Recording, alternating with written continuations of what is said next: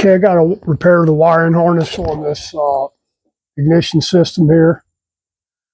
Had some problems with it.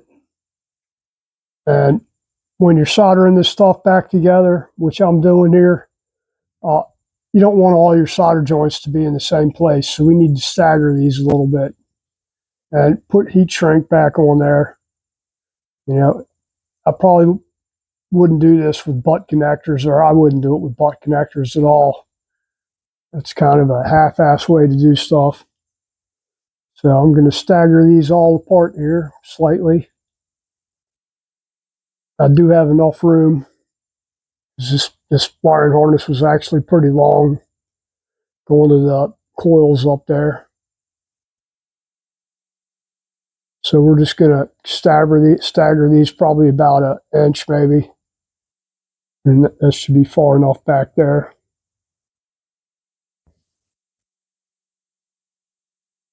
From like this far, I got the exhaust on there kind of half-ass way.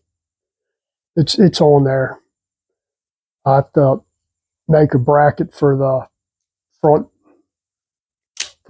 pipe because I used that one on something else. I'm pretty sure I did anyway. Or actually, I know I used it on something else.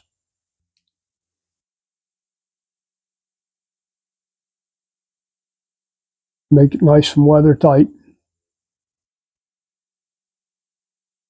Seals up really good. Always like to give them a good yank when I'm doing it. Make sure they're sticking together well. All right, let's do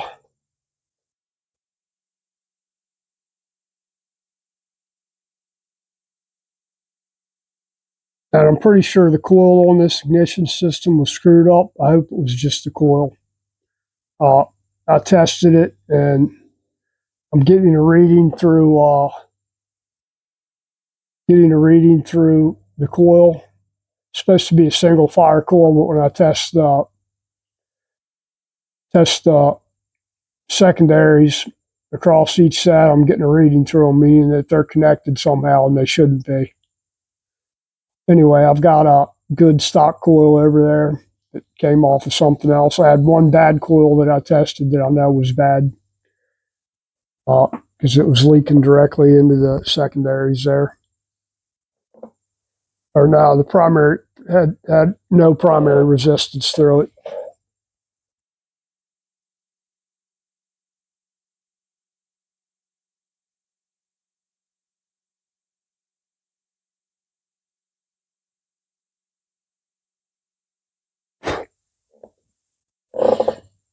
So now I've got one good coil.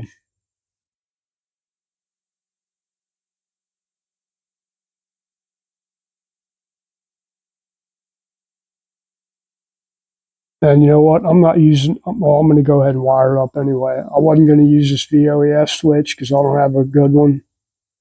I had used my good one on that other bike because that VOS was toast.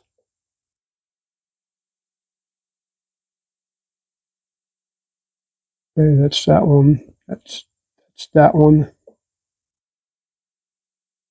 Let's do these VOES wires.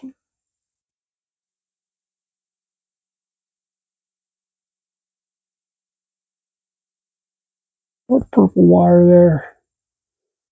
This is our green.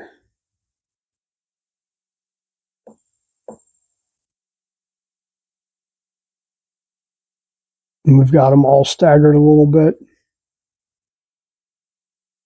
Make this one quite a bit shorter.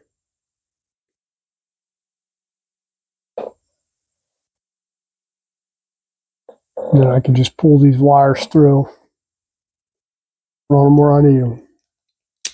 If I need to add any to them, I'll add it on the other side.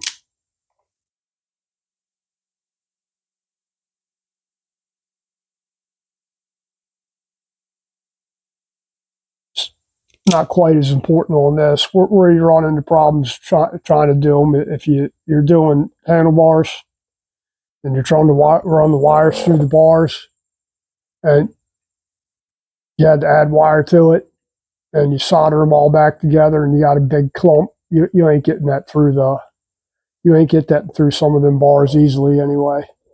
So it's best to just go ahead and stagger them pretty good. Stagger them more than I staggered these. But some places it doesn't matter. It probably wouldn't have mattered. Well, it would have mattered on this because I couldn't get it back through the cam cover with them all bundled together like that.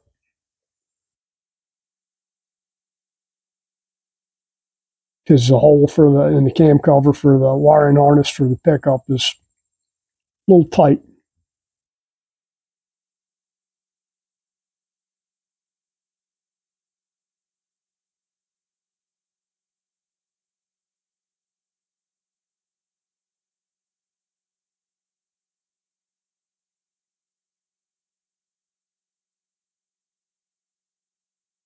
When you're doing this, you don't need big blobs of solder on there.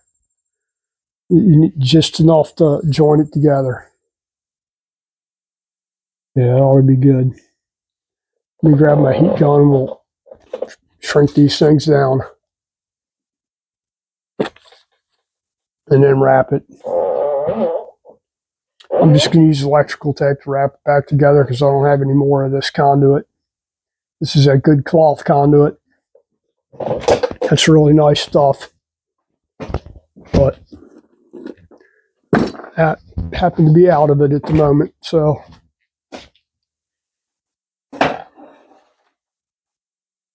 we'll just have to use some tape. It's not preferable, but for testing purposes, because like I said, I don't know if this ignition system's worth a damn or not. Heard horror stories about them, and I've never personally used them. This happened to have come on this bike, and I've always used Dyna stuff and never had a problem with Dyna. Been dealing with them for pretty much almost 40 years. But this Ultima stuff, like I said, I've never really dealt with them before, so couldn't tell you. I know a lot of people don't like them. I know I never bought electronics from them, at least ignition stuff. I've had customers buy crap like that that just had problems with it.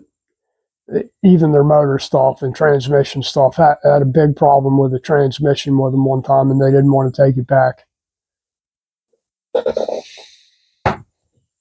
So we'll see how this thing does. Dyna's probably a better choice.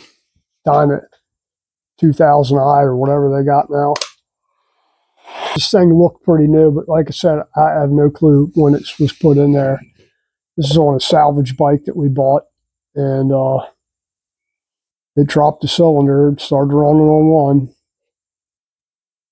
And I let it sit because needed base gaskets and a bunch of other crap, and bought another bike. And just now started doing this again. And took a break, you'd say, from working on motorcycles. Okay, one more. And we'll throw this thing in there.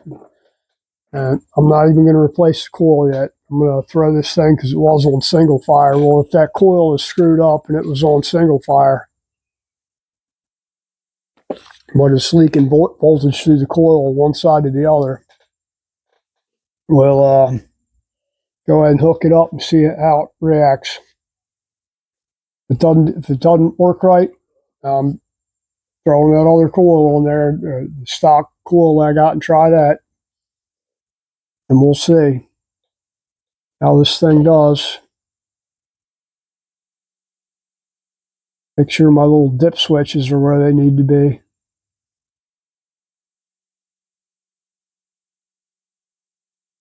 All right, that's it for that one. Let's go eat some lunch. Thanks for watching, guys. You guys have a great week. Appreciate you watching. Have a great weekend. Thank you. Thanks for subscribing. Thanks for watching all that stuff, and have a great weekend.